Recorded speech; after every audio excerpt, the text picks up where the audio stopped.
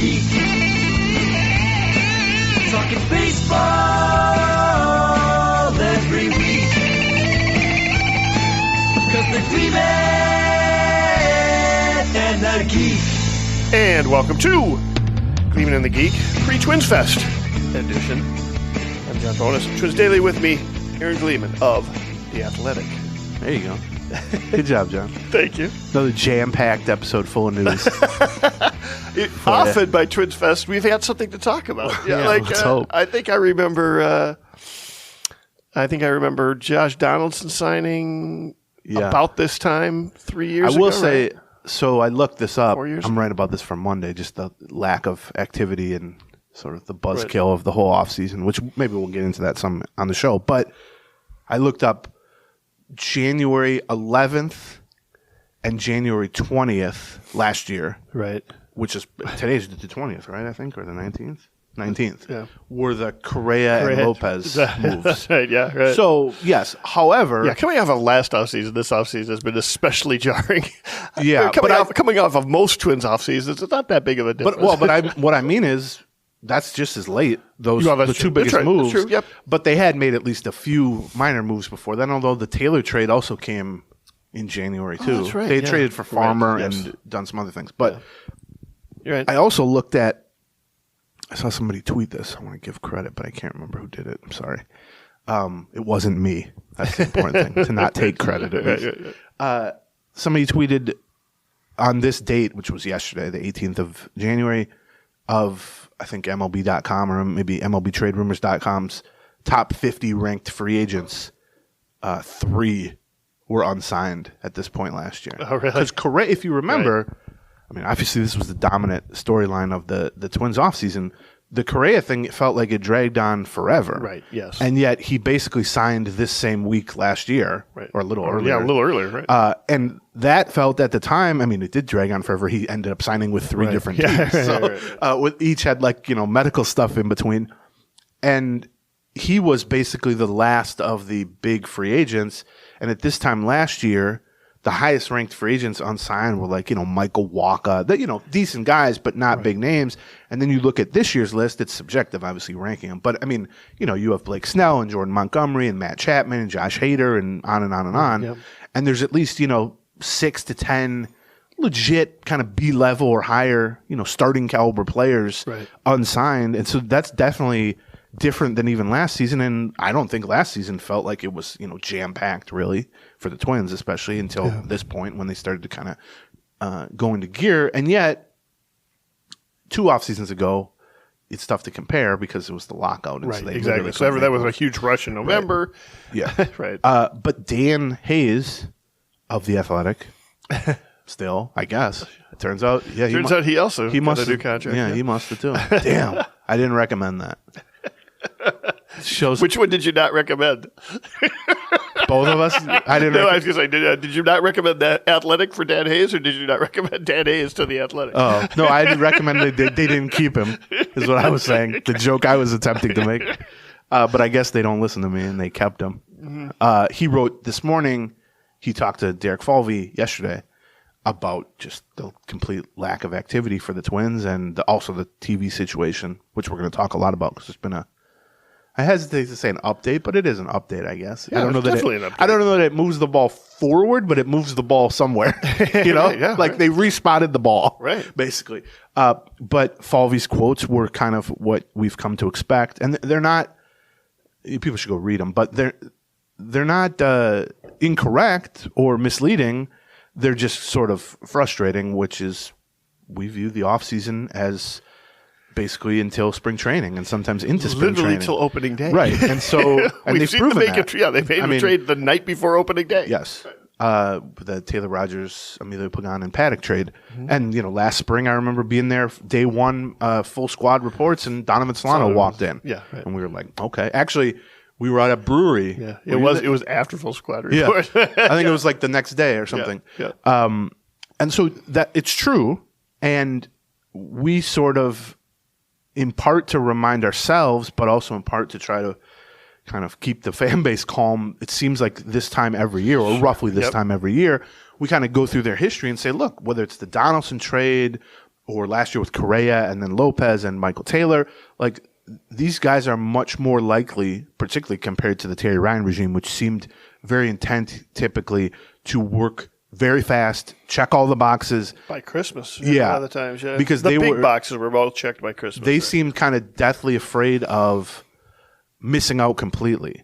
Whereas I think the Twins, in a lot of cases, feel comfortable knowing what the full scope of options are, and then they're just sort of letting things play out like musical chairs a little bit. But we always try to caution, it's January 19th or whatever it is today, and they haven't done anything. Well, that's often the case. But this year, and by the time opening day rolls around, or by the time spring training rolls around sometimes, I'm not saying they've built a perfect roster and everyone loved every move they made. That's still up for debate. But they have made moves and have changed the roster.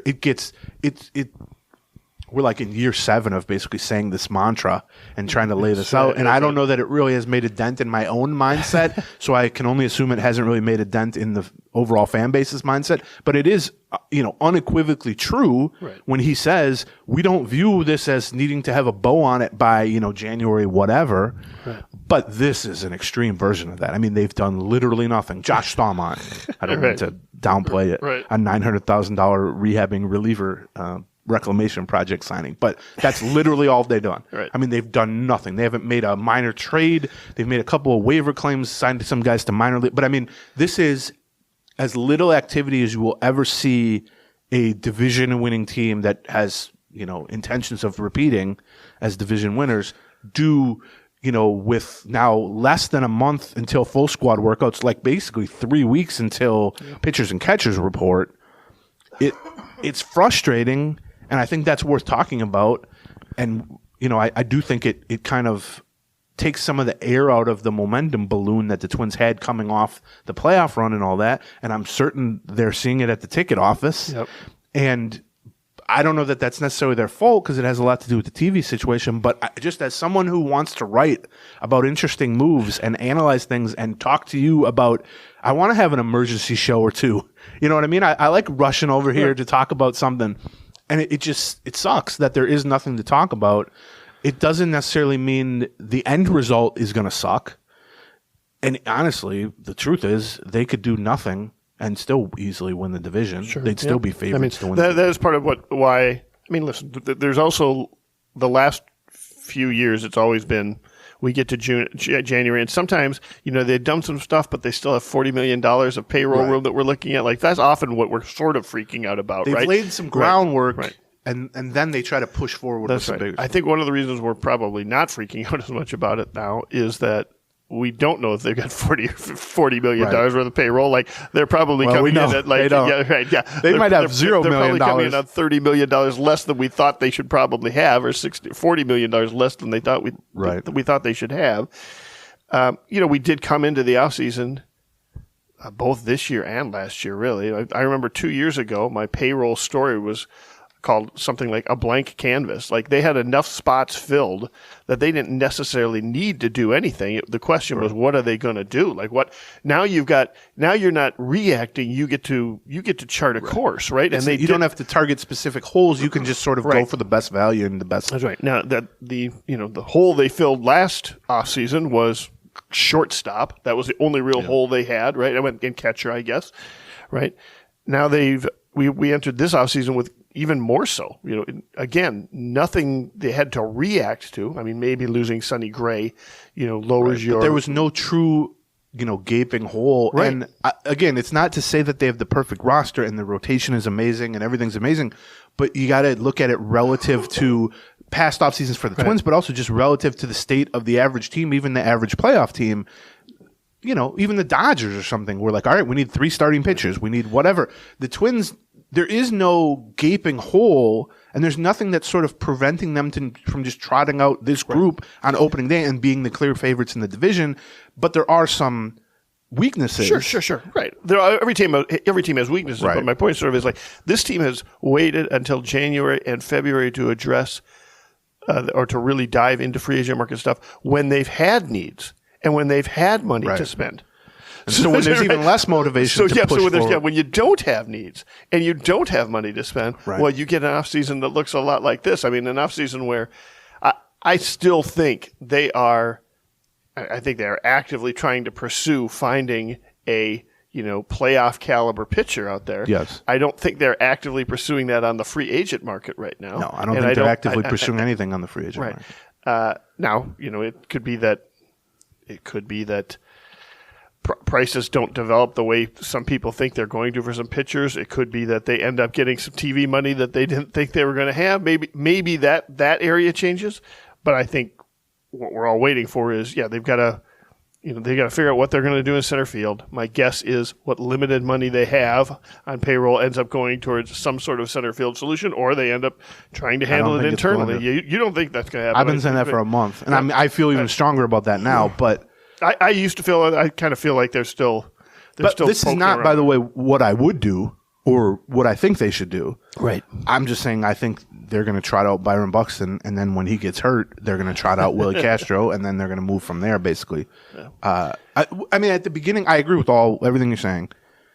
At the beginning of the offseason, or especially, it was about what? Well, I mean, we got hints in the end of season chat with Falvey about the payroll, but then it was like a couple weeks later at the GM meetings when Bobby Nightingale and Dan Hayes were there, and he pretty much specifically just said the payroll's dropping. Yeah, right. Once you heard that, our kind of the lens through which we were kind of viewing the offseason changed completely. Right. If you notice, we didn't do our usual, here are 10 free agents the Twins should pursue, here are mid-level free agents, here are pie in the sky. We just didn't do anything because we became, and I've become increasingly convinced now, they're not doing anything of substance in free agency unless something just completely falls in their laps. So in that sense, it's not surprising to me, if you'd have told me in late November that it would now be late January and they'd have spent no money. Right. They'd have spent less than $1 million. That part wouldn't have surprised me because I thought it was always feasible that they would just sort of ignore free agency other than maybe something falling into their lap. But what surprises me is I would not have guessed kind of in tandem with that the overall lack of inactivity. You could have absolutely convinced me that they weren't going to sign a free agent for more than, $5 million. Sure. I might have even predicted that. But if that were going to be the case, I would have assumed that Polanco would have been traded for a starting pitcher, or Farmer would have been traded to open up some more money or whatever, or Kepler or Vasquez, or on and on, or some prospects to bring some guys. The fact that they've not spent money, you go, okay, well, we get it. That it's not fun, it's frustrating, but they were pretty upfront about the fact that the payroll was dropping. I'm just surprised that in tandem with the payroll dropping and not spending any money in free agency, that they haven't pulled the trigger on any trades. And it's not, I don't think, my sense is, it's not through a lack of effort. Like there really haven't been a lot of big free agent starting pitcher trades. I mean, there was the Glasnow thing, but that was partly a contract extension issue, right? It's not like I think we were correct in sussing out that Polanco, Kepler, Farmer were going to be on the block, and those were their the chips that they could put in to try to get some starting pitching. I think they're still trying to do that. I mean, I think you can sort of Occam's razor yourself into knowing they haven't gotten the offers that they want for those guys. Yeah. And, with Kepler, that's about 4 off seasons in a row with that. And it's worked out poorly in some cases. And then last year it worked out well that they didn't trade him. With Polanco, I think they talk about this pretty openly, Falvey at least. They put high price tags on these guys. Yeah. And it's not they like them. Yeah. I mean, and I do too. I mean, I think Jorge Polanco is the most underrated Twins player of the Target Field era. Yes. And I've been a critic of Max Kepler over the years, but he was, I think I put him, third on my team MVP ballot or something last year. So yeah, you should put high price tags. I think there was some notion that they might try to move those guys for value, but also for the value that they're clearing, $10 million a piece off the books would bring. And I think that has sort of vanished, that idea. Yep. And so once you take out the value of clearing payroll space, which they're each owed roughly $10 million, and Farmer's owed, 6.3 now. That's $25-30 million that you could clear to do other things. But I don't think they want to do that or they intend to do that. And so then it's just a matter of value for value. Yeah, we don't need to unload Polanco's contract or Kepler's contract because we don't have a domino move to spend that $10 million. We don't think either of those guys are overpaid at $10 million. We can use them. It's not like they don't have a spot. It's a little crowded in the infield, obviously, but they could play Julian at DH or whatever. So then it's just a matter of we're willing to trade these guys, but we want to get value. And I also get the sense that they're not looking to trade for prospects.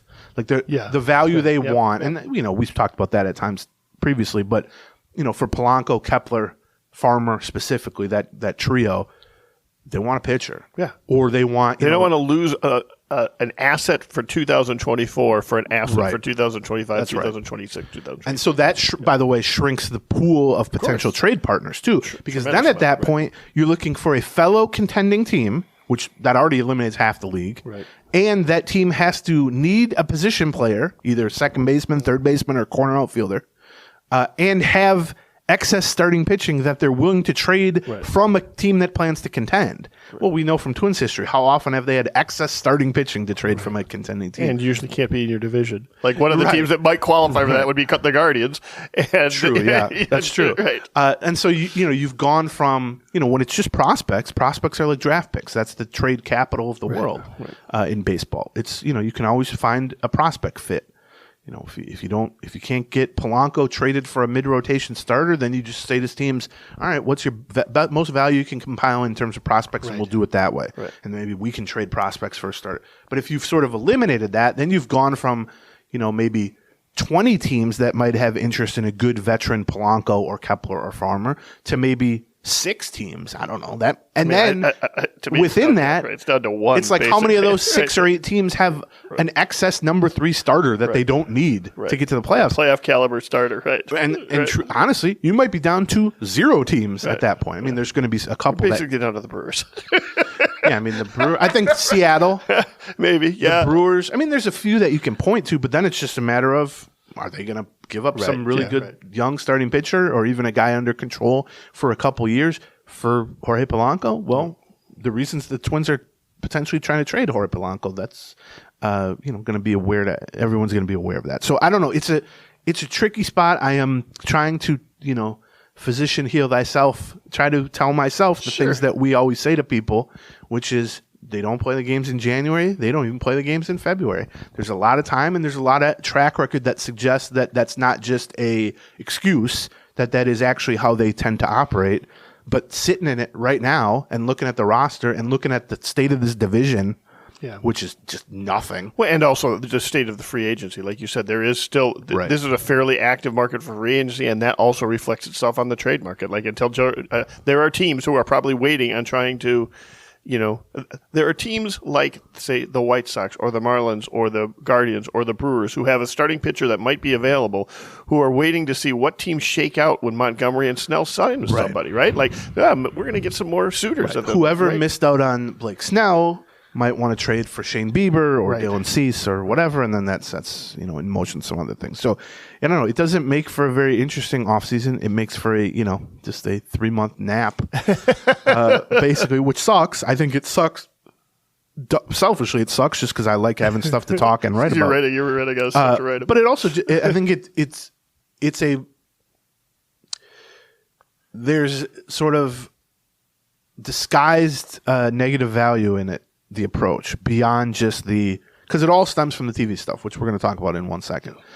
And if you're losing $20, $30, $40, $50 million in immediate revenue, logically, it makes sense that your payroll would decline. I get all that. But I think if you're talking about an extra $10 million, an extra $15 million, again, to people for whom that money means nothing, a family that it means nothing, it's a rounding error. They probably get more in interest payments from that or whatever. It's like, how many season tickets could you have sold more? How much more interest just in general in the team would there have been if you just put out a statement at the beginning of the offseason and said, revenue's going to be down because we don't know what the hell's going on with the TV deal. Who cares? We're going to bump payroll of $10 million from last year. We're going to take the loss, whatever. I get why they don't do that. Sure. I wouldn't have expected this ownership group to do that. But I just wonder if they fully realize that the amount of air, the pin they put in the balloon on mid-October, where this fan base was like, that monkey's off the back. It's a clean slate. We saw a playoff series win. We saw a competitive loss to a very good Houston team. We saw a young team really come together in the second half with future stars like Lewis and Julian and everybody that we can really get behind.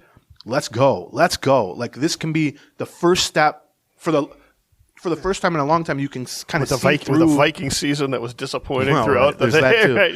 And apparently the Wild stink too. So I didn't know that until yesterday. I looked at the standings. I was like, oh man. And then just nothing. It's just like, well, we'll just sit on this for 3 months. And the other thing it does is it makes it much easier for people to trot out the same, sometimes tired, sometimes accurate, cheap poll ads. And do they really have ambition beyond just winning a bad division and all that? And you leave yourself open for all that stuff. And the only way to not do that is to now, over the next 3 or 4 weeks, or I guess 6 weeks, make some real moves that people view as improving this team. But even if you do that, and I do think they will make moves, but I've been saying that for months now. Even if you do that, and on opening day, people go, this roster's pretty good. Right. There was like an opportunity cost or a missed opportunity of those 3 or 4 months from, mid-October until February, basically, where you just took all the air out of all the excitement and nobody other than us, talked about the Twins for 4 months at a time when they should have been hotter than ever, and the offseason should have been a big talking point on everything, and it's just like, no, we'll see in February. Speaking of talking about the Twins, let me just kind of lay out the podcast schedule here for the next couple weeks. We're going to be doing another free podcast, but it's going to be released a week from Sunday. And what it's going to be is a recording of the Winter Meltdown. Yes. Right. Which we're going to announce right now. Which at the very least, we announced it this morning on Twins Daily. The guests are going to be Louis Varland and Matt Wallner. Both. Yes. The first time the Winter Meltdown has ever had current Twins. Yes. Active players. Which is a big step for us. Yeah, it's a big step. We've had, what is this, year 10 or something of the Meltdown? I mean, there's been a lot of them. First one was 2000. The first official one was 2014. I mean, we started with Scott Erickson and we missed Jock Jones and those guys, and Mike Pagliarillo and Tim Laudner. Some good guests. But the last several have been, Joe Nathan and Michael Kadire and Glenn, all-star players. Clint Herbeck. I always forget about him. And even Trevor Plouffe, who's very handsome and was a decent player himself. Sorry, Trevor. And was a really good guest. We got to sort of a point in the retired player universe where it was like, there isn't that many other places to go here but down. Right, yeah. And so I am excited that we've kind of shifted a little and opened the door towards, what if we just got active players? And I think especially coming off the playoff victory and having been in that clubhouse to see what it meant to Caleb Thielbar, Louis Varland, Matt Wallner, the trio of Minnesotans. Yeah. To have the two of them, Varland and Wallner, the two rookies from, by the way, probably the best rookie class in Twins history that they were a big part of.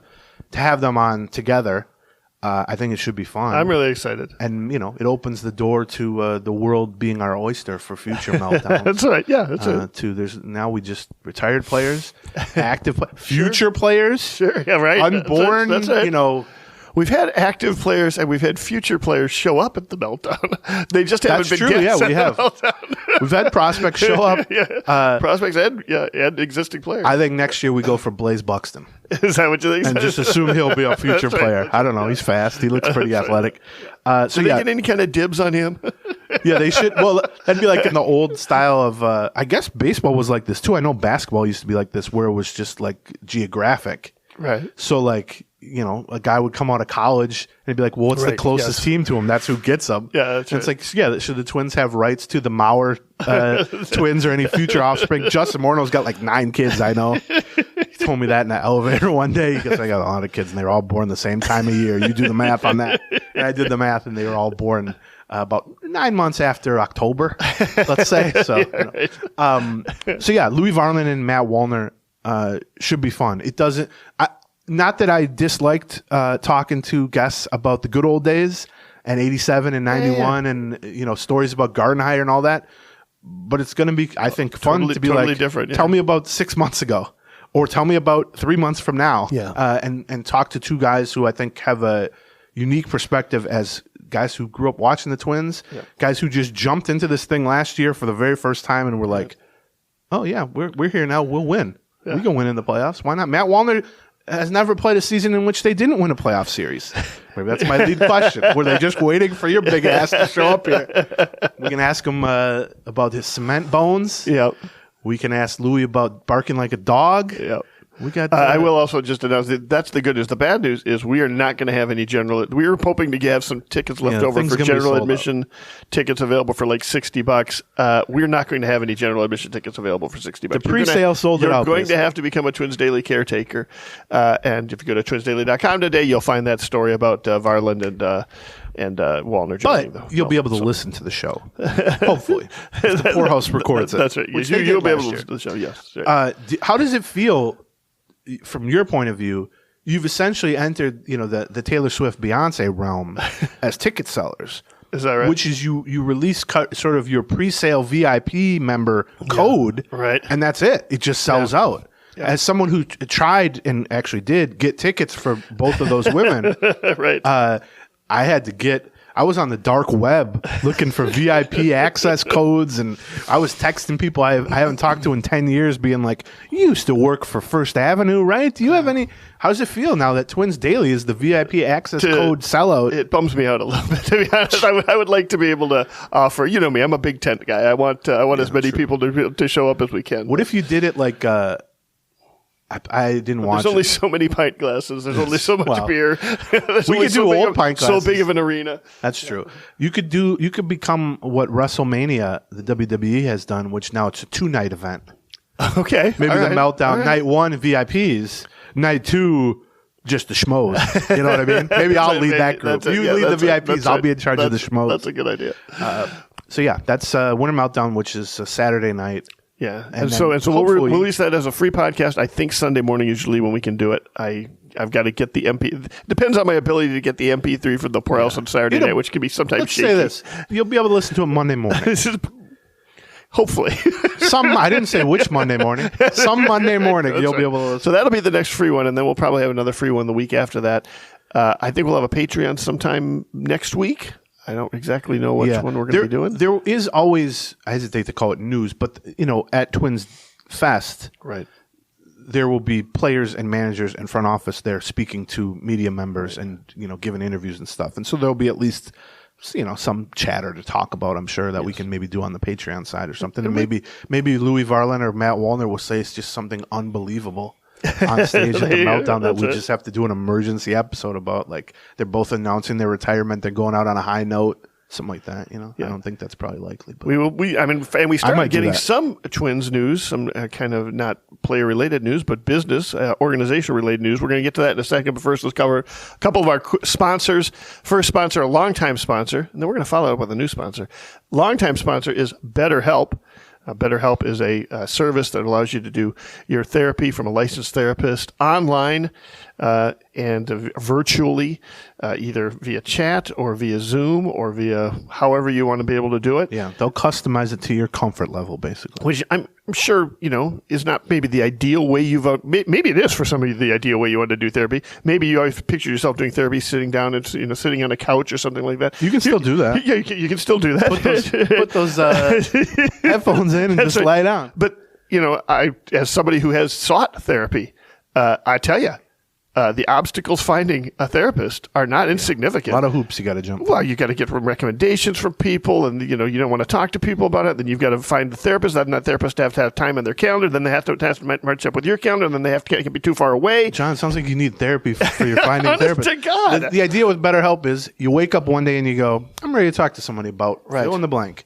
Go to BetterHelp.com/Gleeman. Right. You can get 10% off your first month. They can set you up with a real licensed therapist within days. Yeah. And customize it to your comfort level, basically. So and it's a little more affordable as well. You can celebrate the progress you've already made. Visit BetterHelp.com/Gleeman today to get 10% off your first month. That's BetterHelp, HELP.com/Gleeman. And this one, I've been wanting to talk about for 4 or 5 weeks now because I got their meals. I'm going to do it, I think, the opposite of the way they kind of plan on doing it.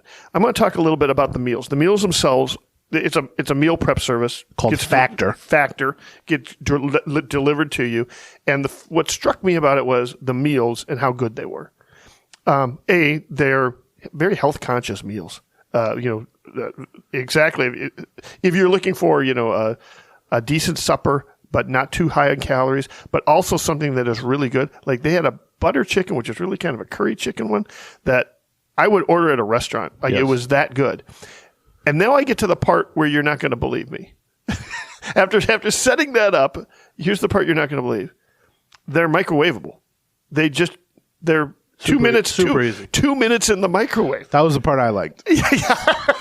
I'm going to be honest. I mean, the food was good. It's a lot faster than DoorDash. Yeah. And a lot cheaper than DoorDash, which we'll get to in a second. Right, yes. But I had a pork and rice that was really good. Nice spicy pork. It was really good. And it's ready within minutes. They also have like snack options, breakfast stuff, smoothies, juices, all that. But, they sent us some samples or examples of the, just lunches and dinners, basically. Yeah, they've got different types too. They have like a protein plus selection. They've got a keto selection. Like whatever sort of, food resolutions you've made this year. Yeah. My God, are they the ones? If you're just like me and you're just like, I want the thing that tastes the best. Talking about they have that too. Talking about taking down all the barriers. They're doing it all. So if you go to Factor, Factor, factormeals.com/Gleeman50 and use the code Gleeman50, you get 50% off. That's the code Gleeman50, Gleeman50. Yep. At factormeals.com/Gleeman50, and you will get 50% off. You can give it a try and see if you agree with us that it was pretty good. And if you get the butter chicken, John might just come over and eat some of it. He just told me I got to get more of that butter. Get two if you're going to get the butter chicken. Okay, so so Twins Fest coming up. It's a shame. I mean, this is clearly their intention. Clearly, at like the worst case scenario, I'm certain. For instance, Dave St. Peter would have said, "I'm sure in November." Well, at least if we got something to announce at Twins Fest, right? Yeah. On the TV said, well, they're not going to have something to announce at Twins Fest. I don't think. I mean, that would be miraculous at this point. But so, I mean, I think that's the shame of it. And also, Twins Fest. It's a celebratory thing. It's a lot of celebrating history, obviously, sure. And it's for kids and stuff. But there's also usually a component of, well, hey, there's Carlos Correa, who we just signed, or hey, there's so-and-so we just traded for. And it's sort of this is what we're doing. This is why we're getting you hyped for the season. I mean, it is promotion for the season. And the idea that there's nothing to really trot out there. Hey, we won some postseason games back in October. Hey, which is, I think they should probably lean into. Royce That's Lewis. it. He's still good. Matt Wallner and Louis Varland, they're still good. Not according to Zips. No, Lewis has a good and so I think that's also something they're probably not real thrilled about is like their sort of flagship offseason heading into spring training event. There's no real opportunity. If anything, it kind of lays bare what they haven't done, which is all that. Also coming up Tuesday, the 23rd, is the Hall of Fame announcement, which will be 5 p.m. Minnesota time on MLB Network. They do a show live from Cooperstown. I got the press release on that yesterday. Joe Mauer, as of last night, was at a shade under 84% on almost 50% of precincts reporting, 50% of ballots known, based on the estimate of the ballots that are out there. You can do the math on that. He needs to be at 75%. They don't round up. You got to be at least 75.0%. Okay. If you're at 83.8% with about 48% reporting, if he's even in the high 60s, 67% or better, he's good to go. Right. Nothing's guaranteed with this stuff. It can get wacky. The unknown ballots, in particular, the people who are prone to not wanting their ballots known, either from like a moral perspective, a kind of jerk perspective, or a old guy not into technology perspective, where he just casts his ballot and that's it. They tend to be, in my mind at least, worse ballots or weirder ballots or less predictable ballots, I guess. And so anything could happen. If he gets 50% on those ballots, he's not going to make it. But I would say Twins fans could probably book some flights to Cooperstown if they really want to save now. You can do it. I mean, he's going to get in, and he's going to get on the first ballot. And I said this on Twitter, and a couple replies were like, well, I don't really see him as a first ballot guy. And I was like, well, unfortunately, if you tune in Tuesday, you are going to see you it. are incorrect. So doesn't matter what you see Right. it as. Yep. And I'm glad about that. And so that, I think, will be a fun aspect of Twins Fest too. You're right. To That celebrate will be the the latest. They're saved by the hour. It's true. Yeah. You know Mauer. He's going to go nuts with the PR. Yeah. Although he's going to be on our friend Dana Wessel's radio show Friday. He's going to be on Common Man today. Today? Oh, yeah, I guess those are both today. Dana Wessel was already. Probably. Yeah, they do a morning show. That's right. Common this afternoon. So he's making the rounds. He's making the rounds. So he's help because he's got a children's book written about him by Joe Schmidt. Yes, That's that's it. It's interesting. There's always pros and cons to anything in life, no matter how good. And the pro, obviously, is you've had an incredible baseball career. You've made hundreds of millions of dollars. You're beloved in your home city or your home state, and you're going to be in the Hall of Fame on the first ballot. The cons are you have to wake up at like 5:30 a.m. to talk to Dana Wessel, and then just when you finish that and you think, okay, now I can go back to sleep, you can talk to Common Man. Common Brandon. Common Man. That's, pros and cons of everything. Right. I only say Common. I would never rip Brandon.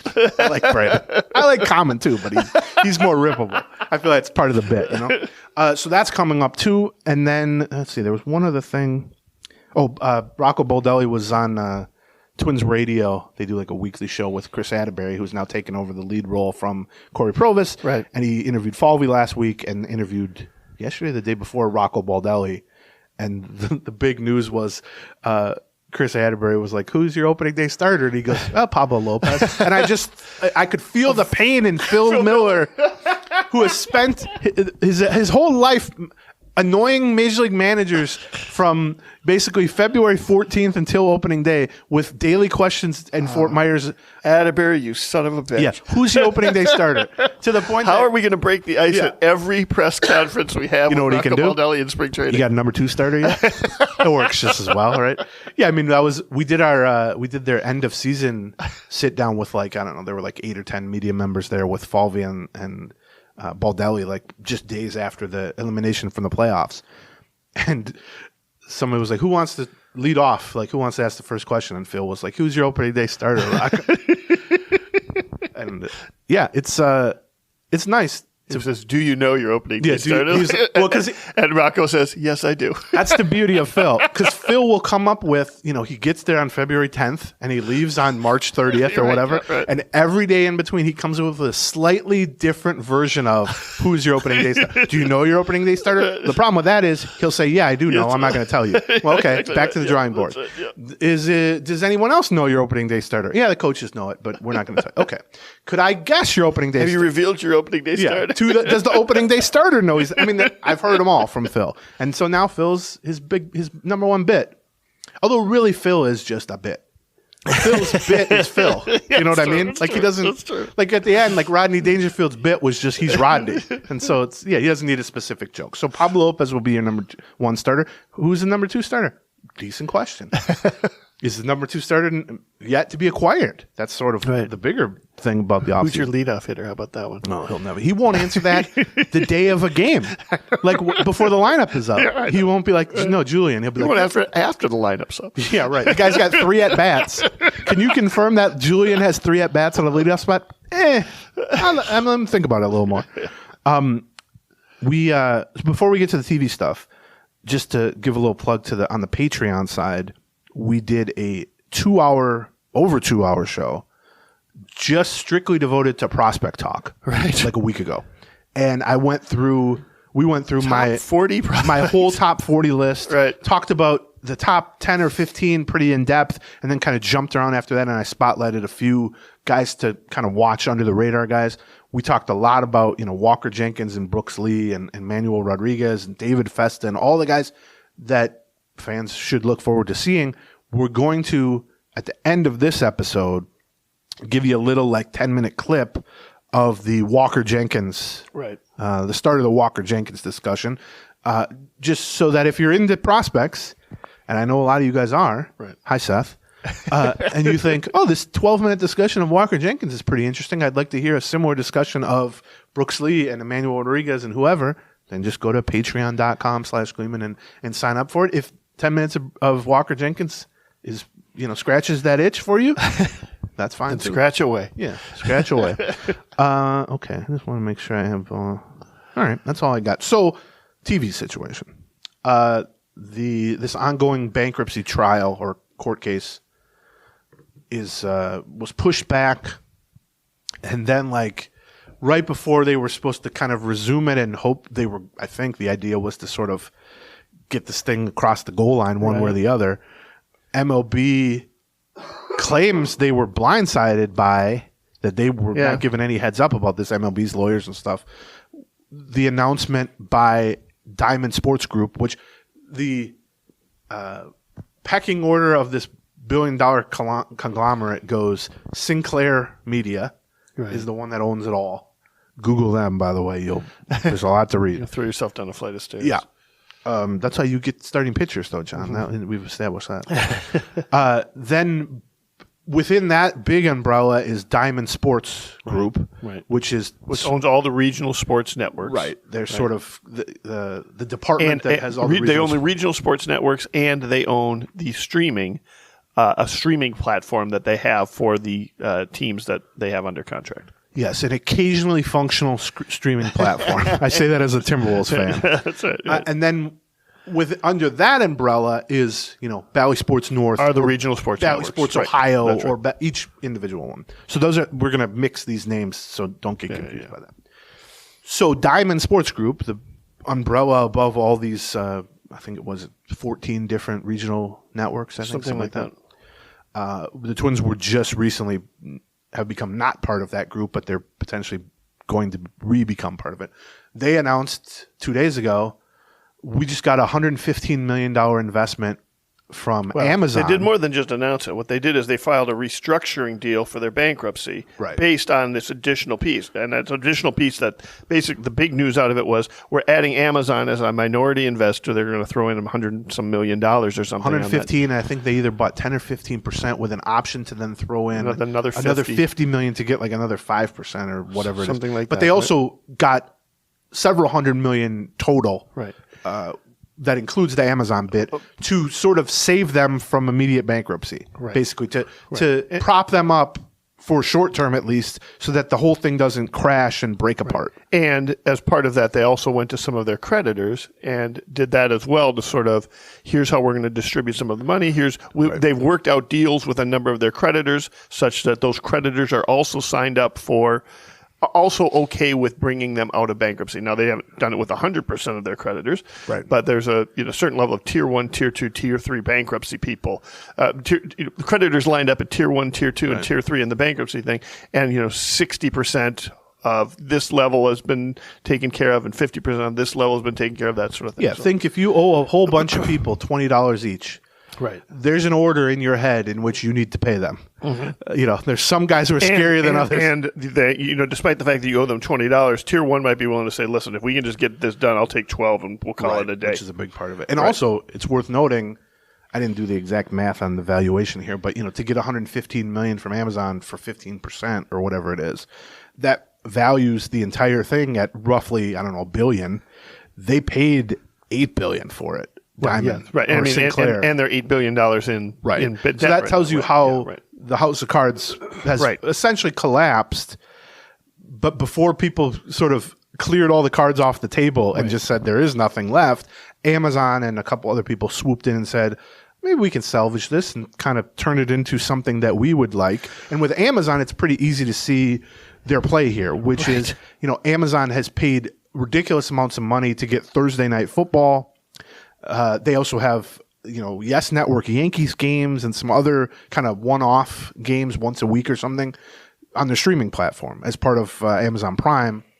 And, with NBA, NHL is a different story because all those teams in sort of taking control of the local channels, you're also getting the streaming rights for NHL and NBA teams. But MLB has a different setup for the streaming rights, maybe smartly, maybe not, where only 5 of the 14 teams, and it's not the 5 you'd necessarily want. It's like the Marlins, the Rays, the Brewers, the Tigers, and somebody. It's not huge market successful teams necessarily. only 5 teams have their streaming rights attached to their television rights, basically. Right. Still. The Twins used to, and it's separated, Yes. right? And so when Amazon swoops in and buys up a percentage and basically says, we're going to become the streaming platform for these NHL, NBA, but also MLB teams, where instead of paying to Bally to use their horrible app, right, you pay Amazon or sign up for Amazon Prime to use their slightly less horrible app. I use it, so, whatever. But the problem with MLB is they only would have control as currently constructed. They would only have control and the ability to stream and sell streaming rights to those 5 teams. The Twins aren't one of them. The Rangers aren't one of them. The more desirable teams would not be one of them. But all things can be negotiated. As the $1 Million Man said, everyone's got a price. Right. I think that is what my assumption is that they're eyeing is, let's take minority control, but really they're at the wheel here because they have the billions, right, and Diamond Sports Group is struggling. Let's know that we can stream and sell streaming to those 5 teams, but let's also say to the other 8 or 10 teams under that umbrella for whom we don't currently have streaming rights, what would it take to get the streaming rights? Right. We'd like to offer 12 teams or 14 teams or whatever. But from MLB's standpoint, I think their ultimate goal is to get all those teams paid what they're owed for this upcoming season, to maybe loop the Twins back in on a 1-year deal at something as close to the $55 million that they previously got as possible, and then put an axe down on this whole thing and separate it after the 2024 season to the point that then MLB has 14 or 15 teams that are free agents, and you can then offer those, basically half the league, as a package deal to Amazon or Apple TV or, fill in the blank big streaming provider, at which point you can leverage yourself more than just saying, how much will you pay for Cleveland Guardians? Well, that's part of that can happen if they end up going bankrupt, right? But not all of these teams' television contracts end after next year. Yes, but right? a lot of them do. Yeah, some of them. Yeah, several of them do, right? So, if and the Twins is already done.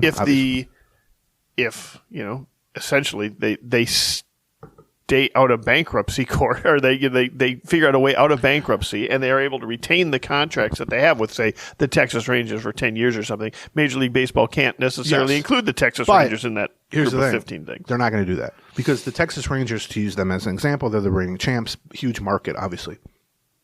Their television deal has multiple years left on it, you're right. And they're a desirable team, obviously, to have rights to. But their current deal pays them $110 million a year. Right. If you're MLB, and certainly if you're the Texas Rangers, whatever your big picture plan of we're going to get half the league and we're going to offer it to Apple or Amazon for billions and all that, well, okay, yeah, great. Except within that, if they want to continue paying the Texas Rangers $110 million per year as per the terms of the previous deal, that's amazing for the Texas Rangers. No, agreed. Yes. But they're not going to do that. I mean, they're already almost to the point where they're not paying that, not because they're going bankrupt. I mean, it was part of the bankruptcy proceedings, but the Rangers and the Guardians, they determined the Guardians were at $55 million a year. They're not worth the money. We can't continue to pay this. Now, maybe Amazon changes the viewpoint of that. What I'm saying, right. But in general, I don't think there's a scenario where even Amazon, as wild as their ability to throw around money is going to view paying $110 million a year for Texas Rangers. Considering what Amazon is paying for things like Thursday Night Football or whatever the hell they're doing. That's a totally different boat. That's a totally different. Football is its own thing now. It's a fair point. I wish that weren't the case. I wish baseball were anywhere near football, but I mean, it's beyond time to recognize that it isn't. Totally different animal. The whole thing sort of now has turned into a little bit of it's a much more interesting game to watch than it was between Major League Baseball. You mean and the back and forth? That's right. The back and that's a much more interesting match. Don't say game to watch because that's what the whole thing's. I was like, what's a game? That's a fair point, right? Yeah. Essentially, a lot of people are starting to call bluff. Are they calling a bluff? Are they really going to go? Are they going to be able to get out of bankruptcy? Are they going to be able to? If Major League Baseball teams, who are some of the creditors in this lawsuit, end up approaching or end up opposing it in the bankruptcy court, does the judge still say, no, this is still the best way out of this thing? We're gonna go ahead and do it. And you guys are, and I mean that would certainly be a legitimate thing for the judge to say, because the judge can say, you made this deal before, you were happy with it 2 years ago. Right. Why wouldn't you just keep with it? So, and if they're going to continue to pay you going forward, if they're not going to continue to pay you going forward, well, then we'll go back into bankruptcy. Yes, that's the way, right? That's certainly that's right. The moment they default on or just skip payment on, you know, the quarterly $25 million they owe to the Rangers, well, then it's over. I mean, that's what they did to the Diamondbacks and the Padres. They're threatening to do that to the Rangers and the Guardians, or they were before this week, basically. Right. So, yeah, I mean, and from Amazon's standpoint, you know, a company that had previously been worth $8 billion just a few years ago, right? They're getting 20% of it for 1/10 of the cost, right? And primarily they're able to do that because of two things. First, they've got a streaming platform that people somewhat trust. Right.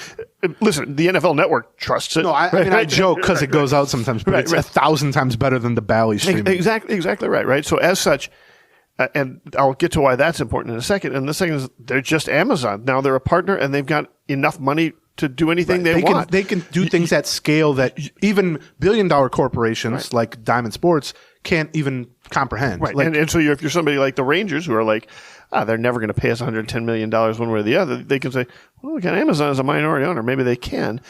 And the reason the Amazon Prime is so important is because while the Twins were determined to separate their TV and streaming rights, prior to this, that was largely because of this mismanagement of their streaming rights by Diamond Sports.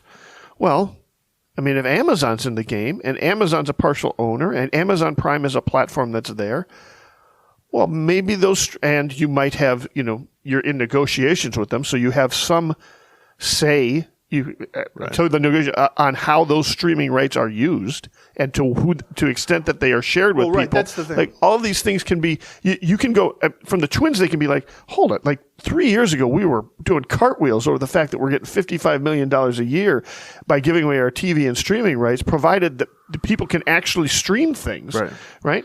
But when 2/3 of your audience couldn't even stream it for the past 2 seasons, and then that changes. Well, now suddenly your partner is like, no, we can go back to that, and we can actually make sure that people stream. Within that, I think that's all right. But within that, part of the reason once this deal expired, the Twins kind of played up now we have control of our TV and our streaming, and they're separate. We're not just going to give streaming, even if we re-sign with Bally. Now, this has changed perhaps in the last week, like we've been saying, but as of a week ago, even if we go back to Bally on a 1-year deal, let's say for $35 million or whatever, just sort of kick the can down the road on this decision. We'll at least broadcast. Well, they weren't just going to hand them the streaming rights as part of that unless they got paid for it. And that's really, there are reasons to from the Twins' perspective, to separate out streaming rights. Part of it is we just want to ensure that the most possible people can view our product, which was a huge failure the past, 2 years or 3 years, I guess. Yeah. But really the reason to separate streaming from TV is leverage. Which is streaming. The value of streaming relative to the value of TV was completely different 5 years ago. Exactly right. And so now streaming is probably as valuable, or perhaps I would argue more valuable. Right. And so now they don't have to just view them as, oh yeah, you pay to broadcast our TV on games on TV, and obviously you get the streaming rights too. Well, hell no.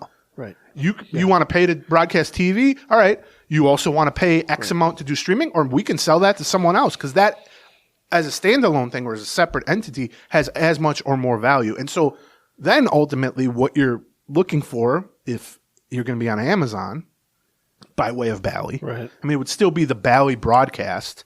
You would still get it on television on, channel 668 on DirecTV. I don't know what the hell it is. What do you got? You got Comcast? I got Comcast. What is it on Comcast? 863. That's annoying. Why are these such annoying channels? You'll still. There's also 4 something, but you'll still get it on those on television. But then if you're a cord cutter or you just live outside the state or whatever the case, instead of trying to get on the Bally app and the twice a week when it's working and all the blackout stuff that existed previously, you just go to Amazon.com, the world's biggest website, and you click on today's Major League Baseball games or whatever. And so I think you're right that the Twins or other teams should have a lot more confidence, if that is Amazon's plan, that Amazon can run that more functionally, both in terms of quality but also quantity. But it's still the same question of, what are you going to pay for it? Right. Yeah. Like if you're the Twins or you're the Guardians or you're the Rangers or whatever, as long as you keep paying us $110 million a year, fine.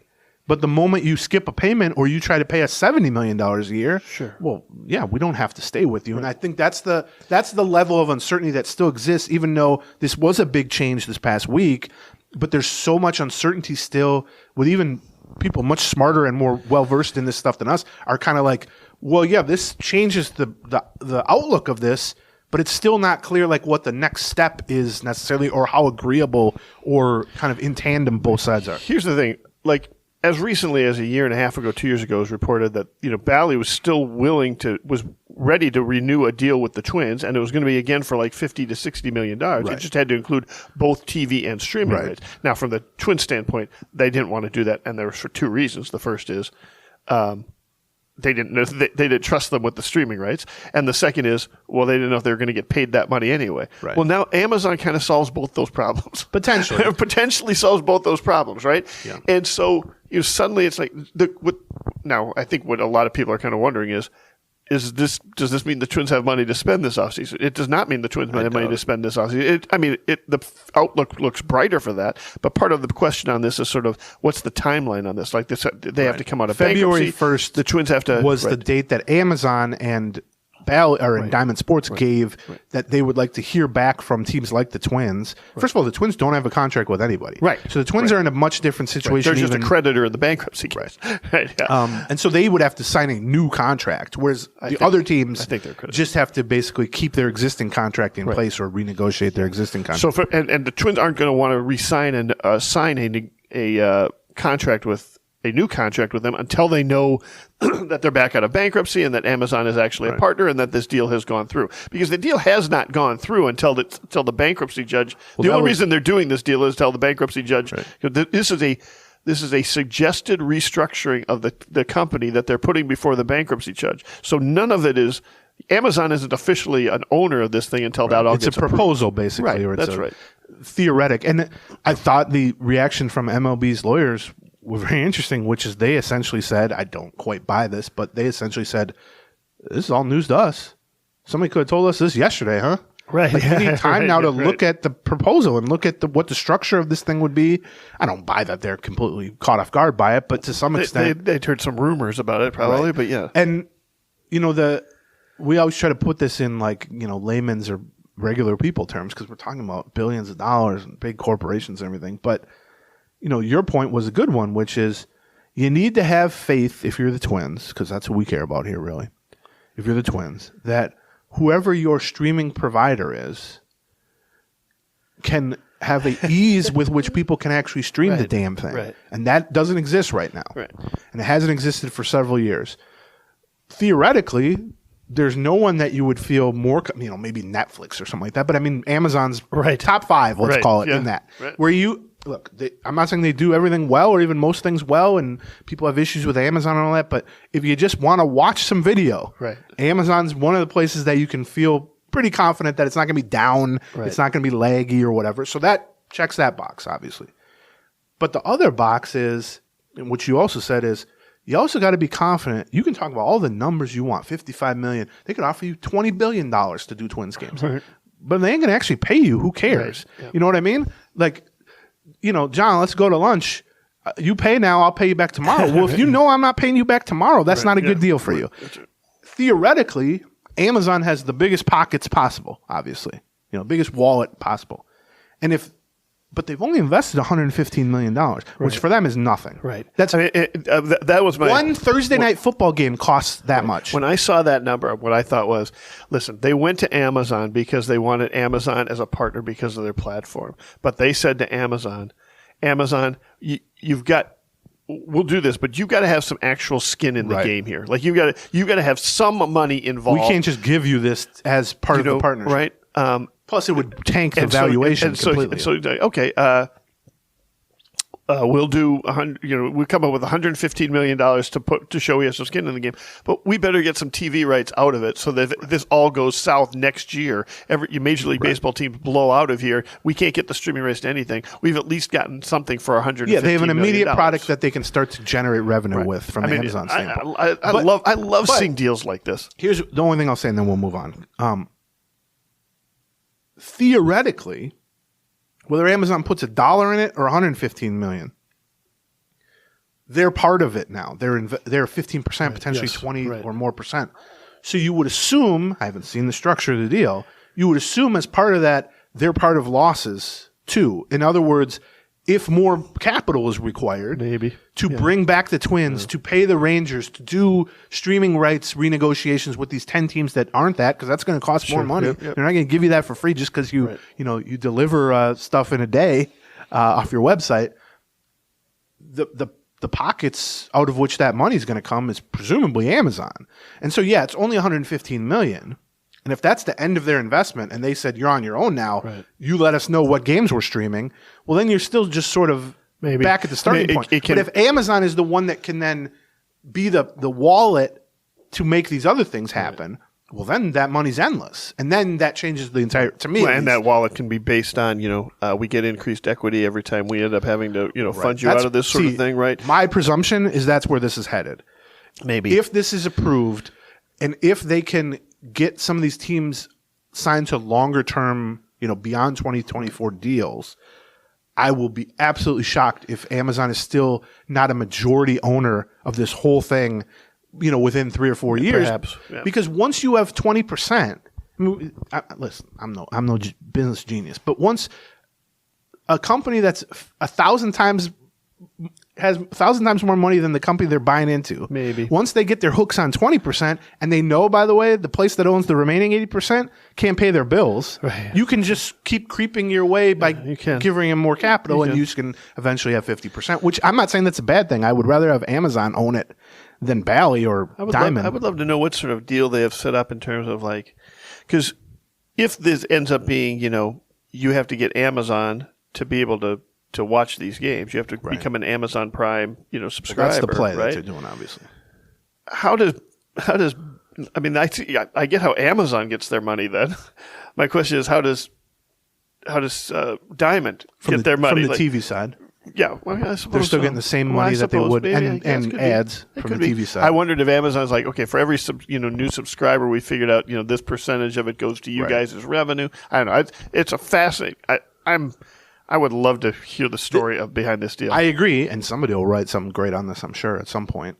Or, by the way, this time next week, it may have been rejected. Right, yeah, that's true. And we'll be back where we started. Right. But it is fascinating, and it is, as Hail Mary attempts go. Right. This is a hell of a Hail Mary attempt. Pure brilliant. This is Doug Flutie throwing into the end zone for Boston College. Amazon is the guy you want throwing the Hail Mary, or at least, I guess, catching the Hail Mary. You couldn't have come up with a more viable theoretical partner than Amazon. So we'll see. It looks like artistry, honestly. It's to kind of get all these different things done.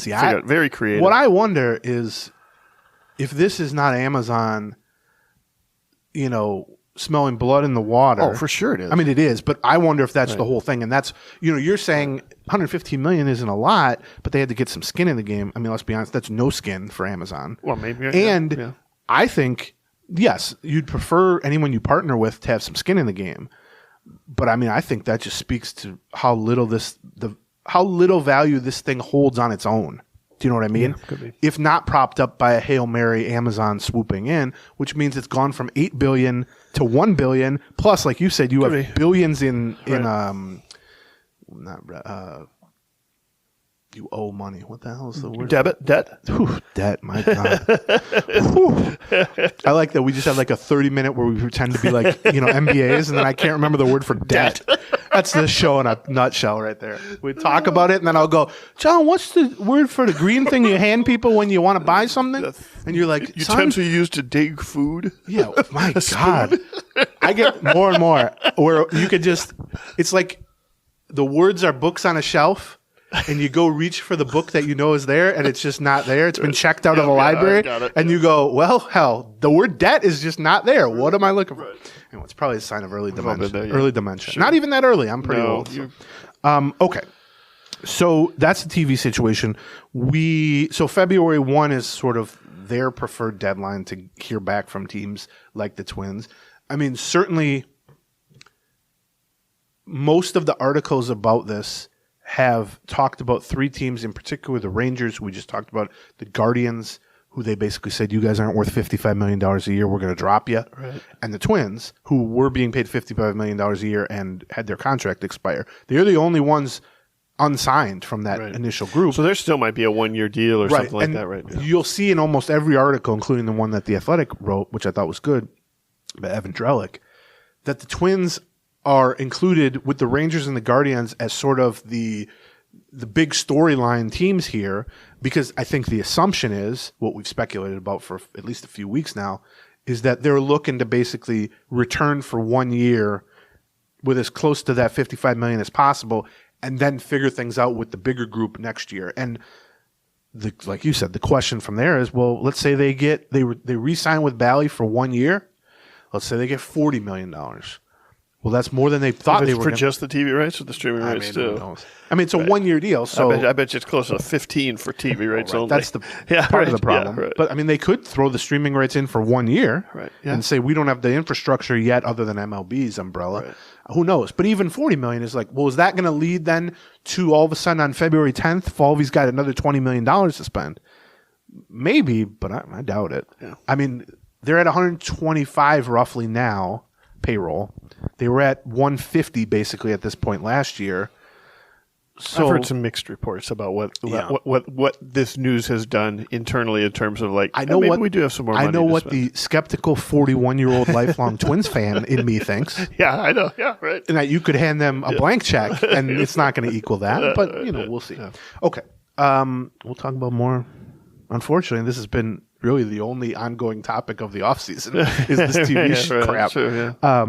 Before we get to a little talk about the top prospects. The existing prospects. Yeah. Well, these guys exist now. Let's talk about the latest or the newest prospects who have been added to the farm system. It used to be in July, but now the international signing period opens in January, first week of January, basically. The Twins signed 2, let's call them prominent prospects, over $1 million each. That's what makes them prominent. Both from the Dominican Republic. A 16-year-old shortstop named Daiber de los Santos. I hope I'm saying that name correctly. It's Daiber, Daiber de los Santos. And a 16-year-old outfielder named Eduardo Beltre. That one I got right. Even this gringo can get that correct. It's, we're talking about, as you're going to hear in a moment, when we play the Walker Jenkins clip, we were talking about him, and he's 18. Going to be 19 soon. We were talking about how there's no sure things when you're dealing with 18 or 19. Well, there damn sure ain't any sure things when you're talking about 16-year-olds. Right. But the tricky part is there's this knowledge that even compared to American first-round draft picks, who sometimes played 3-4 years in college, who have a 50% failure rate completely, don't even make the majors. Well, 16-year-old guys you're signing out of the Dominican or Venezuela or wherever it may be have a much even higher than that failure rate. Some of them don't reach AA because they're basically high school sophomores, and they've played at a lower level of competition than college players, obviously. And yet, you look at the All-Star team every year, or just look at the Twins roster. A whole bunch of guys signed to 16-year-olds out of the Dominican Republic. And so you got to play that game if you want to end up with those guys, and it's more of a quantity versus quality. I mean, there's different teams, they take different approaches, which is you get a pool of money based on, similar to like draft picks a little bit, the pool that you can spend, it's based on market size, it's based on some other stuff. You can lose pool money by pissing off MLB with certain things. You can trade for international pool money, if you want from another team. But, you get, let's say, $6 million, $7 million, whatever it is to spend on that year's international class. Some teams sign 30 guys for, an average of $200,000, and that's how they choose to spend their $6 million. Some teams, the Padres last year signed Ethan Salas, who's a 16-year-old catcher who was just viewed as a phenomenal prospect. His brother, Jose Salas, is in the Twins farm system, was acquired in the Lopez Arise trade. And they just said, well, we'll just give him $7 million. And that'll be basically our whole class. That's it, And he's like number one prospect in baseball. He already got to like AA as a 17-year-old or something like that. That looks pretty good. The Twins, I would say, have taken generally with this group, have taken kind of the in-between, the most common route, which is they're going to try to sign one or two guys. By this group, you don't just mean this year. You mean this the last 7 years management of team. Right, yeah, right. For a long time, Fred Guerrero was leading their international scouting group. We'll talk about that. He's gone. Yeah. For a long time, they tried to sign like one or two headliner type of guys for $1.5 million, $2.5 million, something like that, and then kind of went for some flyers on pitchers, because almost every prominent international signing above $1 million, and this has always been true, is a position player. And it makes sense. If you're going to try to project a 16-year-old, what they're going to look like at 26, you're going to have at least a little better shot doing it with a hitter than a pitcher. Yeah, of course. And so we talk about the flame-out rate of pitchers who are 18-year-olds signing. Yes. And so the Twins signed two prominent guys, a couple other kind of mid-level guys. I will say that De Los Santos is the headliner. He got just under $2 million, I think. And I know MLB had him as the number 8 overall international prospect in this class. And I think Baseball America had him like 11th or something like that. I mean, he's a legit guy. And then, very toolsy, athletic, potential shortstop who can hit. Beltre is more of I think he's a center fielder for now, but more of a, corner outfield bat type of guy. And he was generally rated among this class as, in the 30 to 50 range, something like that. And it is sort of akin to draft picks in that, if you look, like I said, at a typical all-star team or just the overall makeup of MLB in a given year, it's basically like half dudes who were drafted and half dudes who were signed internationally, give or take. And so, if you're the number 10 international prospect, it varies by year and it's subjective, but that's roughly equivalent to be somewhere in the number 10. You expect about the 10th most amount of money. Yeah. Like the other thing within that, like we mentioned, we'll touch on, is for a long time, for, I don't know, over a decade, certainly, maybe 20 years, Fred Guerrero has been at the forefront of their international scouting, particularly Latin American scouting, which are the most common places to sign people. Although they signed Kepler out of Germany. They signed a lot of dudes out of Australia once upon a time. But, it's Dominican, Venezuela, now Cuba. He's the guy who signed Sano. He's the guy who signed Polanco. He's the guy who signed all these guys. And I've had good conversation with him. He's a really interesting guy. I mean, he's clearly well respected. When Sano signed his extension, the guy he wanted to pose for pictures with on the podium was Fred Guerrero. Right. Well, I mean, especially if you go watch the documentary of the signing of Miguel Sano. Pelotero, right? We'll call it Peloton. You'll see Fred Guerrero because he ends up swooping in at the end to try and get Sano. You can see how the process. After the complete mess. I don't know if that's anywhere to be streamed. Amazon needs to buy that too, so they can stream it. Netflix used to have it. Yeah, well, that's when we interviewed. This was the first Meltdown. Speaking of our Meltdown, one of the first ones. Maybe the second one. Yeah. We had the director of Pelotero, and we interviewed him, and it was on Netflix at that time. Yeah. I don't know that it's been on there before, but anyway, Fred Guerrero was parted ways with the organization this past year. Yep. His history is fantastic. I mean, think of all the Latin American players the Twins have had over the last 15, 20 years. Even some kind of under-the-radar guys like Luis Ariz, but also Sano and Polanco and, on and on and on. That's a really good track record. He's extremely well-respected within the industry. Yeah. However, as with anything over 20 years, particularly, the well-respected aspect is shown by the fact that Falvey and Levine came in 8 years ago and kept him in the role. Of course. But things change, and teams change their setups and move on from experienced guys and bring in different thoughts and younger guys and less experienced guys and all that. And so he was let go, and they brought in from the Dodgers a 37-year-old guy named Roman Barinas, who had been sort of a mid-level scouting side guy for the Dodgers internationally, and now gets a chance to jump up into a bigger role. He's essentially running, my understanding is, the Latin American scouting side, along with Kevin Goldstein, who did a lot of that with the Astros previously, and then was hired by the Twins, 2 off seasons ago. Former podcaster, Kevin Goldstein. Great voice. Former Baseball America guy. Yeah, Baseball America, Baseball Prospectus. Yes.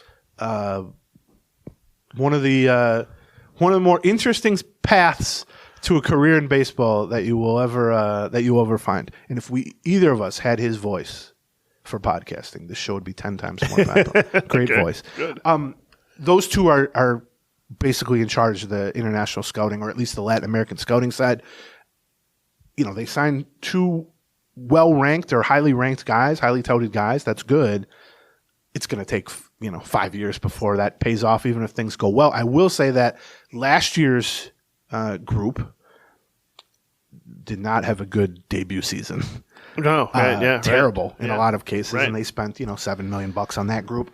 It's really been a couple of classes since somebody. I just think of how many of the top 20 top 20 prospects that you'll be able to listen to when you download the Patreon. Yeah, were signed internationally. Now, you go back a little further to like 2019, right? And you have Emmanuel Rodriguez, right? And you go back before that, and you start to get into Luis Ariz and guys like that. There is a history of it, but the recent history, they've not gotten great returns. And look, you're trying to predict the future for 16-year-olds. Sure. It's an impossible task to begin with. You're also then relying on the player development and coaching staff to take this, clay, this raw clay, and mold it into something. So it's hard and on top of that, it's not even like you get to draft them and they have to come to you. You also have to work out a contract with them based on their. That's true too. Although it ends up, because teams, they each have like a pool of money from which they can spend. Right. It's not like the Yankees can just sign the top 10 guys. Right. That's right. So it ends up sort of in a weird way becoming almost like a draft situation where, some team signs the top guy, that team no longer has any money to sign a prominent guy. Right. So then it just sort of falls in line after that. But the recent results from the international signings, Latin American signings, have not been particularly strong. I'm talking like the last 3 years, let's say. There's still some guys, Yasser Mercedes and some other guys who potentially could be good. They just all had bad and or injury wreck seasons this last year and even a couple years ago for some of them. So the hope is they're going to shake it up a little bit. And I know Lavelle wrote an article about this like a month ago when Fred Guerrero departed the organization, and he linked it to like payroll cuts and all this. And my thought at the time, I know we pick on Lavelle a lot, it seems like, on the show, or not we, I. Right. Hi, Lavelle. I don't want to say what Fred Guerrero was making, but probably wasn't. It was not a too dent. tied to payroll cuts. Yeah, it wasn't tied to payroll cuts, and they replaced him with a young guy from the Dodgers, who, by the way, is going to be making a pretty decent money from stepping into that role. Yeah. So it's more, I think, of a fresh voice, new way of functioning in this department. Restructuring it a little bit. Going to be based more on. You still got to scout. The thing is, the lower you get on the level of competition, the more just pure scouting is important. Yeah, of course. If you're just trying to determine what major league pitcher you should trade for, you don't need a scout to have his radar gun. Statcast data. Yeah, you look you've seen him on TV. You can look at the video. You can talk to people about him. You go to college, and it's like, yeah, I'd still like someone to get an eye on him, but we have some decent data here. Sure. We know the equivalent from SEC to AAA and all this stuff. Then you get to high school and it's like, well, now we just need scouts, right? I mean, need there's data, and then you get Dominican. You get to some 15-year-old kid in the Dominican Republic, and it's like, there's no Statcast data on this, but there is some, and so I think they're trying to merge that more. And this is something Kevin Goldstein and the Astros had tremendous success with, especially on the pitching side, of taking a more kind of analytical view of something that has always been viewed as purely scouting based, and try to merge those two. And we'll see. Like I said, 5 years from now we can pass judgment on it, but that's part of it. Okay. I wrote my 18th annual, which just tells me I'm old. Glenn Perkins was on the first list, and he's old. We talked about that. Yeah. I wrote my 18th annual Twins Top 40 Prospects list. I would like to speak to 22-year-old me, 23-year-old me, and say maybe 20. Maybe top 20 is enough. Yeah, you knew where I was headed with this,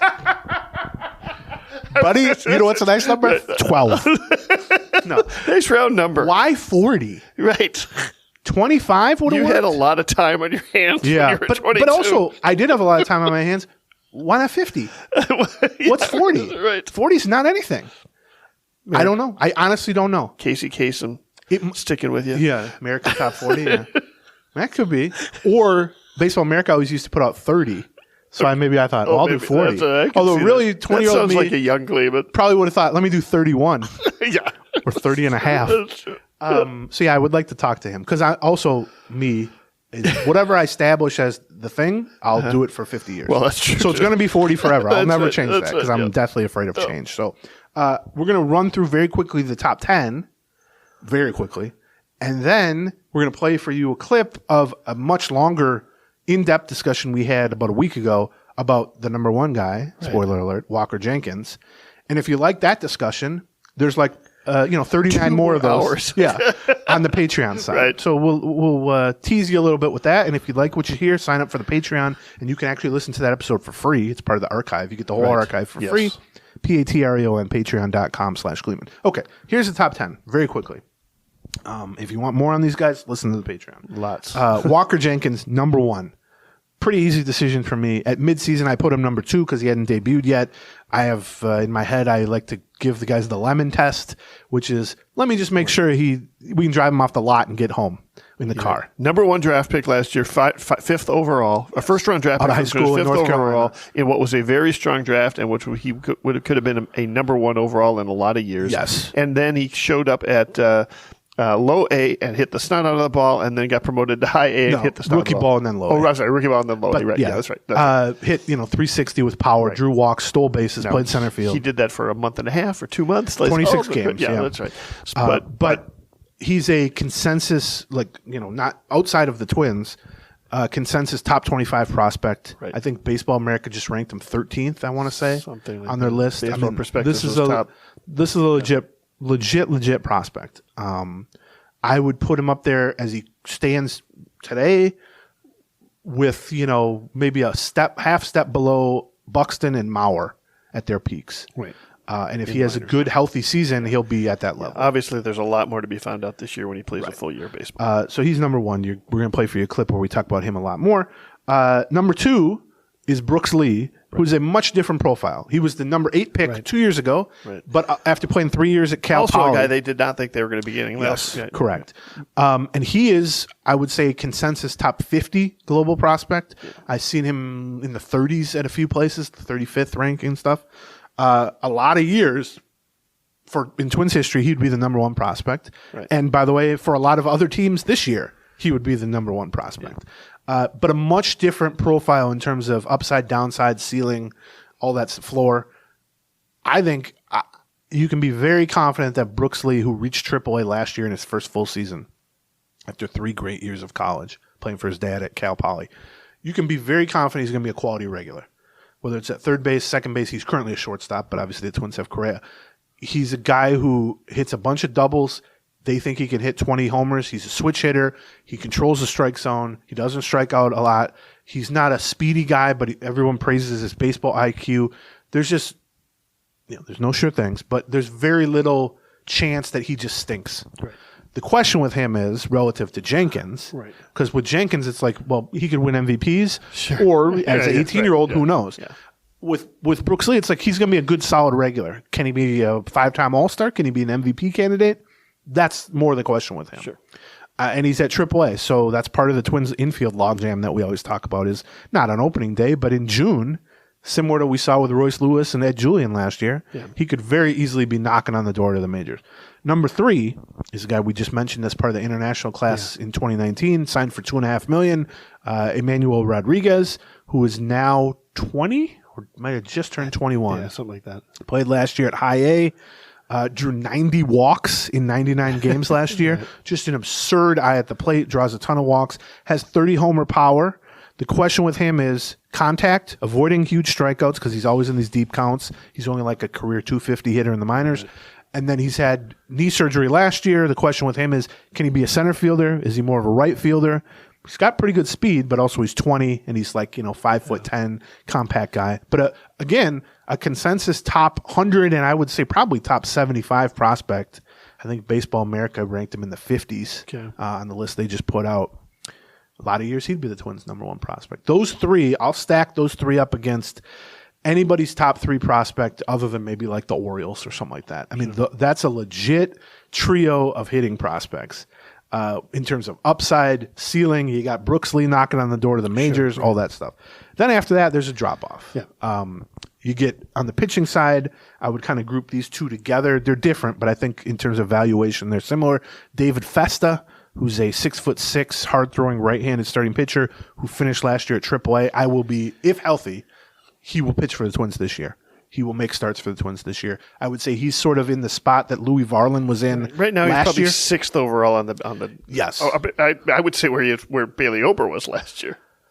Yeah, I suppose. Although I did get more of the feeling, literally, but Right. I got the feeling Bailey Ober was just biding time. I agree with you. Whereas I think with Louis Varland, they wanted to actually see some performance. My guess is by the time spring training happens, or by the time He'll he'll be be seventh. engaged, he'll be 7th. Yeah, Right, right. I think that's true.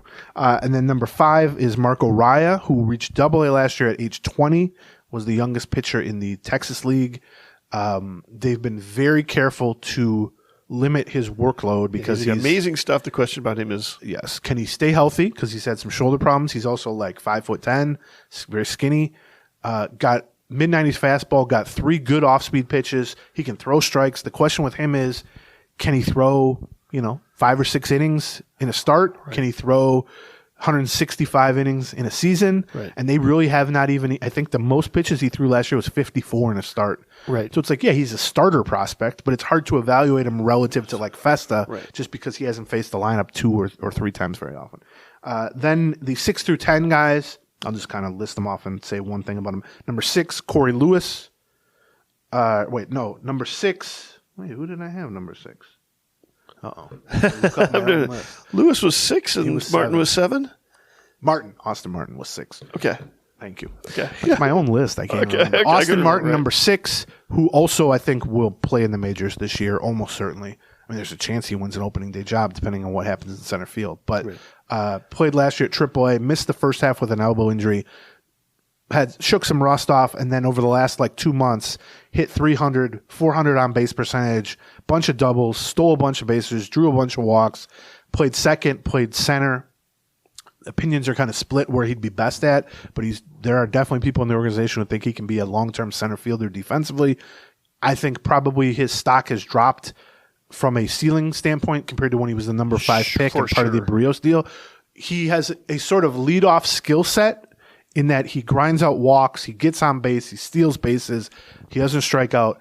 But the total lack of power that he's shown, to me, in an ideal lineup, makes him more of like an 8-9 spot. But, if he's got a 350 on base and he's, stealing bases. Or significant doubles power into the gap. Yeah, right? doubles power, and he can play center, he can play second, he can play left or right. Could be a super utility, could be a starting center Hopefully fielder. you will hear a lot about him in spring training, in our various spring training podcasts. Number 7, Corey Lewis, who's their minor league pitcher of the year. Good pitching prospect who is also very intriguing because he throws a power knuckleball. Yes. Which is a lot of fun. Finished at AA last year? High A last year. Tanner Schobel and Luke Keeschel I have at 8-9. I like that you had to very similar players. Schobel was drafted 2 years ago. Keeschel was drafted 1 year ago. They are both college second baseman, basically. Played some shortstop, but they're likely to be second baseman. Keeschel maybe could play some center field, who put up one big, huge power year. Schobel was at Virginia Tech. Keeschel was at Arizona State, to the point that people went, wow, maybe this guy can hit for some power. That's the question with them. Right. They're not going to play shortstop from a skill standpoint, but they could be sort of that. It's a very common mold of kind of the college second baseman. The Dustin Pedroia is what your goal Chase is there. Utley. Yes. Yeah, that's true too. But a lot of those guys turn into utility guys. Right. Some of them top out at AAA just because they don't have the power to be major leaguers. But I think both those guys have some potential to be solid regulars. And then number 10, CJ Culpepper, who was also drafted a year ago or 2 years ago, but pitched his first season last year. Very good numbers across 2 levels of single A, but kind of ran out of gas at the end of last year. Yep. Allowed a bunch of runs like in his last 20 innings or something after he passed his college workload. But another guy who they, similar to Lewis, similar to Festa, similar to some other college draft picks, they have a type. They like tall, right-handed college starting pitchers in the middle rounds who weren't great in college but were decent in college, and a lot of times not from real high-end baseball hotbeds. Right. They get these guys. They don't have a lot of velocity. Right. Okay. They throw 92. Right. They immediately get them throwing 94, 95. They tweak the pitch mix a little bit. They get them into a little bit better shape from a physical standpoint. And then all of a sudden you go, well, now the guy throws 95. Now you got Bailey Ober. Right. That's what they did with Bailey Ober. Right. To some extent, that's what they did with Louis Varland. Yep. You're right.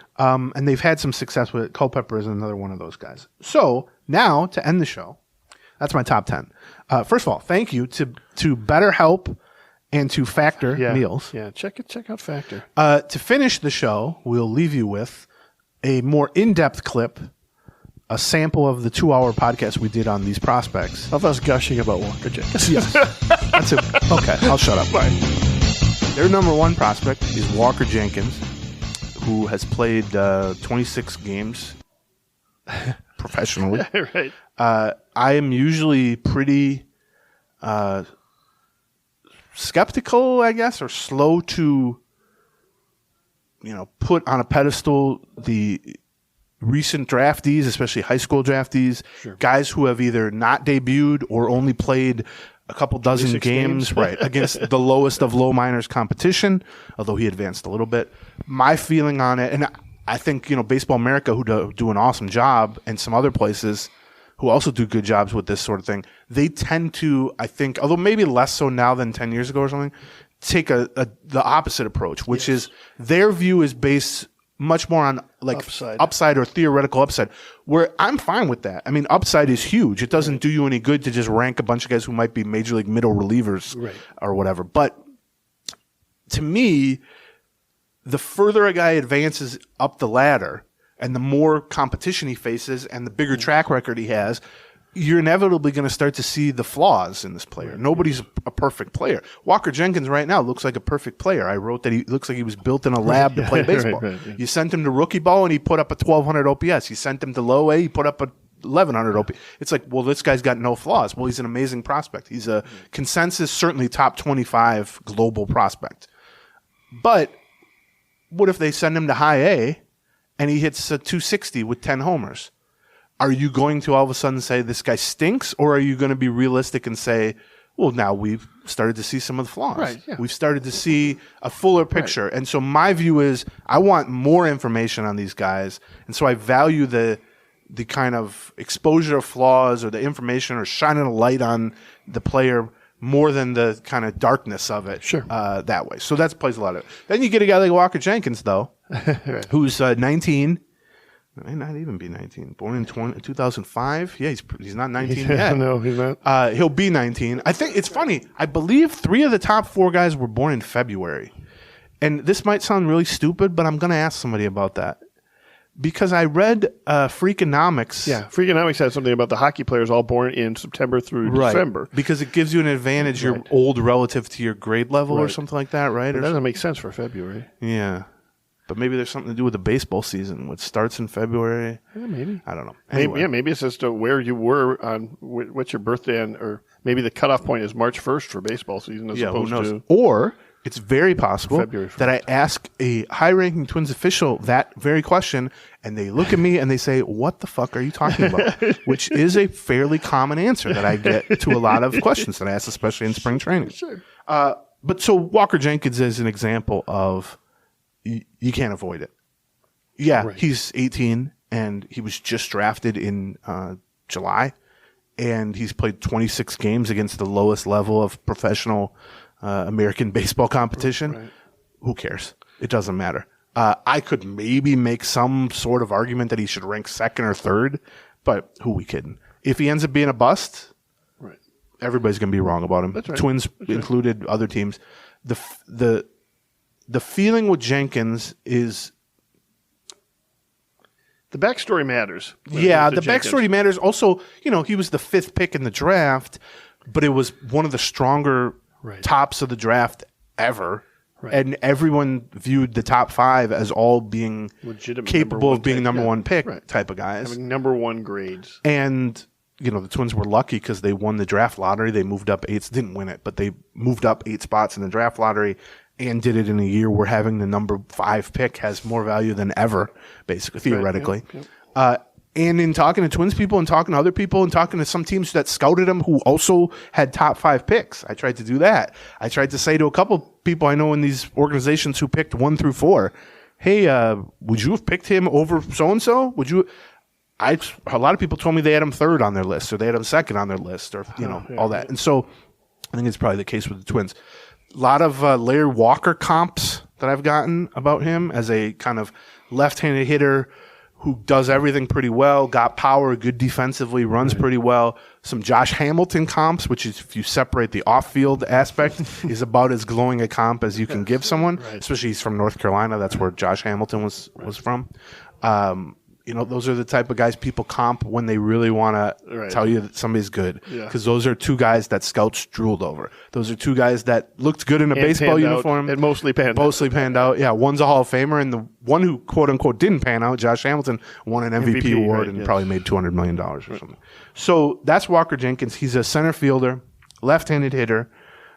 He, like I joked, he looks like he was built in a lab to play baseball. He's got the good blonde hair. He's about 6'3", very strong for an 18-year-old. Still probably some room to grow physically. Looks good in jeans. Yeah. Is that the buddy ball thing? Yeah. Haven't seen him in jeans. I saw him in a suit. He looked good in a suit. Sitting next to Scott Boras and Derek Falvey and everybody.